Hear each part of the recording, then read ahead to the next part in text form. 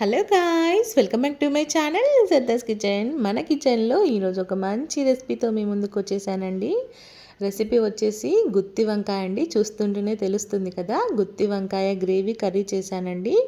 చాలా చాలా ఎమ్మీగా, చాలా స్పైసీగా చేశానండి. చాలా బాగుంటుంది. దీని కాంబినేషన్ వచ్చేసి ఇది బగారా రైస్లో కానీ, వైట్ రైస్లోకి కానీ, చపాతి, రోటీ ఇలాగ దేనిలోకైనా అద్దరిపోతుందండి కర్రీ. చాలా టేస్టీగా ఉంటుంది. మనకి గ్రేవీ కర్రీ అనగానే మనకి గుత్తొంకాయ అంటే గుర్తొచ్చేది మనకి గసగసాల పేస్ట్, నువ్వుల పేస్ట్, అలాగే కొబ్బరి పొడి ఇలా వేసి చేస్తూ ఉంటారు కదా. నేను అలాంటివి ఏమీ యూజ్ చేయకుండా థిక్ గ్రేవీతో చక్కగా స్పైసీగా చేశానండి. చాలా చాలా టేస్టీగా చాలా బాగుందండి ఈ కర్రీ.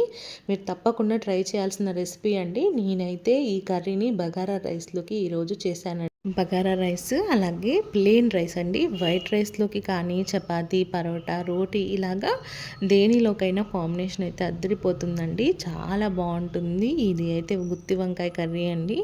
ఒక్క ముక్క కూడా వదలకుండా తింటారు. ఇది బగారా రైస్లో తింటుంటే అయితే మనకి చికెన్, మటన్ కూడా పనికిరాదండి, అంత బాగుంటుంది.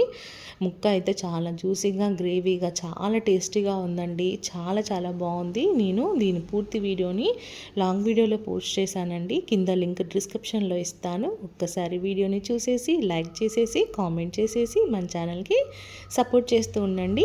థ్యాంక్ యూ సో మచ్ అండి. మన ఛానల్ని ఎవరైనా కొత్తగా చూస్తుంటే కనుక ప్లీజ్ సబ్స్క్రైబ్ చేసుకోండి. థ్యాంక్ యూ సో మచ్ అండి. Thank you. గుమగుమలాడే గుత్తి వంకాయ ready. Thank you. Bye bye.